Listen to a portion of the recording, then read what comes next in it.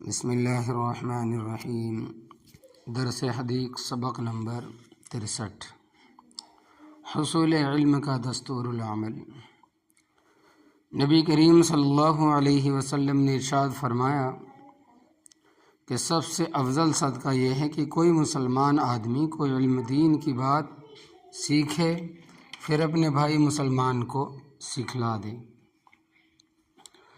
تو ان حدیثوں میں اور اسی طرح اور بہت سی حدیثوں میں علم دین اور تعلیم دین یعنی دین کے سیکھنے اور سکھلانے کا ثواب اور اس کا فرض ہونا مذکور ہے۔ اصل سیکھنا اور سکھلانا تو وہی ہے جس سے آدمی عالم یعنی مولوی بن جائے۔ پھر ہر شخص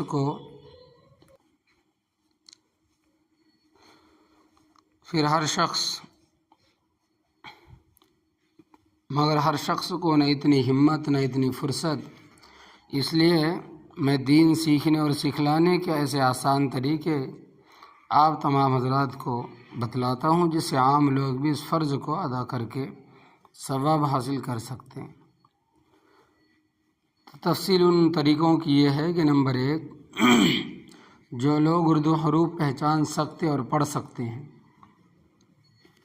یا آسانی سے اردو پڑھنا سیکھ سکتے ہیں تو وہ ایسا کرے کہ اردو زبان میں جو معتبر کتاب دین کی ہے جیسے بہشتی زیور اور بہشتی گوہر، تعلیم الدین، قصد السبیل، تبلیغ دین اور تسہیل المواعظ کے سلسلے کے بعض جتنے مل جائیں ان کتابوں کو کسی اچھے جاننے والے سے سبق کے طور پر پڑھ لے، اور جب تک کوئی ایسا پڑھانے والا نہ ملے ان کتابوں کو خود دیکھتا رہے، اور جہاں سمجھ میں نہ آئے یا کچھ شک یا شبہ رہے وہاں پینسل وغیرہ سے کچھ نشان کر دے۔ پھر جب کوئی اچھا جاننے والا مل جائے اس سے پوچھ لے اور سمجھ لے، اور اس طرح جو حاصل ہو وہ مسجد میں یا بیٹھک میں دوسروں کو بھی پڑھ کر سنا دیا کرے، گھر میں آ کر اپنی عورتوں بچوں کو سنا دیا کرے۔ اسی طرح جنہوں نے مسجد یا بیٹھک میں سنا ہے وہ بھی اس کو اپنے دھیان میں چڑھا کر جتنا یاد رہے اپنے گھر والوں میں آ کر گھر والوں کو سنا دیا کرے۔ اور نمبر 2، اور جو لوگ اردو نہیں پڑھ سکتے وہ کسی اچھے لکھے پڑھے سمجھدار آدمی کو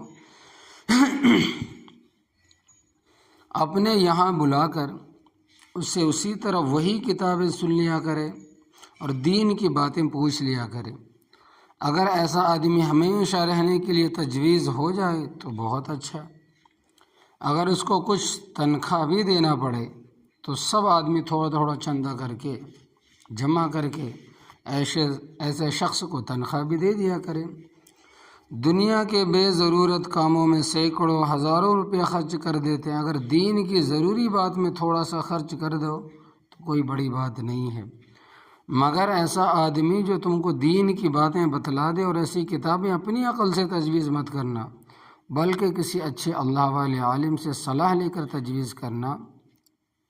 تیسرا کام پابندی سے کریں کہ جب کوئی کام دنیا کا یا دین کا کرنا ہو جس کا اچھا یا برا ہونا شریعت سے نہ معلوم ہو، اس کو دھیان کر کے کسی اللہ والے عالم سے ضرور پوچھ لیا کرے، اور وہ جو بتلا دے اس کو خوب یاد رکھیں، اور دوسرے مردوں اور عورتوں کو بھی بتلا دیا کرے۔ اور اگر ایسے عالم کے پاس جانے کی فرصت نہ ہو تو اس کے پاس خط بھیج کر پوچھ لیا کرے، اور جواب کے واسطے ایک لفافہ پر اپنا پتہ لکھ کر یا لکھوا کر اپنے خط کے اندر رکھ دیا کرے۔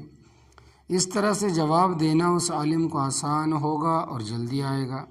نمبر 4، اس بات کی پابندی رکھیں کہ کبھی کبھی اللہ والے عالموں سے ملتے رہیں، اگر ارادہ کر کے جائیں تو بہت اچھا، بہت ہی اچھی بات، اور اگر اتنی فرصت نہ ہو اور ایسا عالم پاس بھی نہ ہو، جیسے گاؤں والے ایک طرف رہتے ہیں تو جب کبھی شہروں میں کسی کام کو جانا ہو اور وہاں ایسا عالم موجود ہو تو تھوڑی دیر کے لیے اس کے پاس جا کر بیٹھ جایا کرے، اور کوئی بات یاد آ جائے تو پوچھ لیا کرے یا تو لکھ کر رکھ لیا کرے۔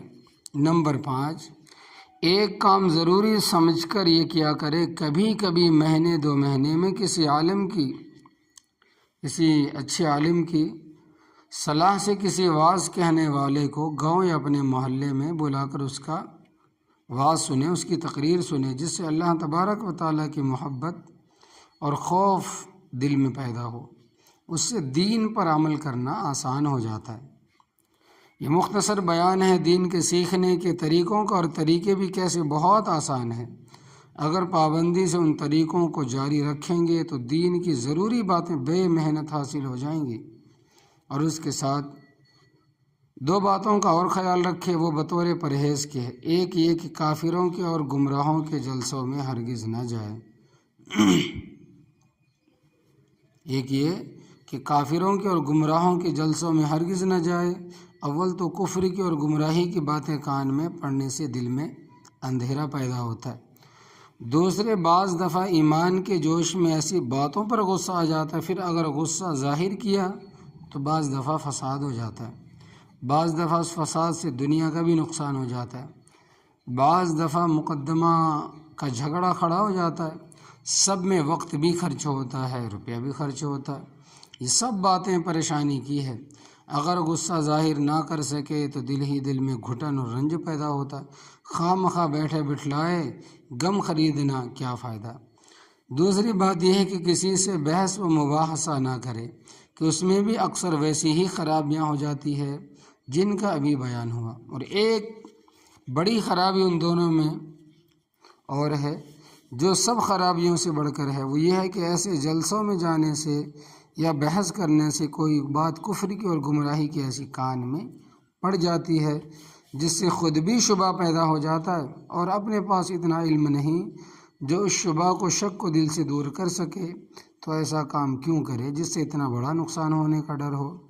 اور اگر کوئی خواہ مخواہ بحث چھیڑنے لگے تو سختی سے کہہ دو، ہم سے ایسی باتیں مت کرو۔ اگر تم کو پوچھنا ہی ضروری ہو تو عالموں کے پاس جاؤ۔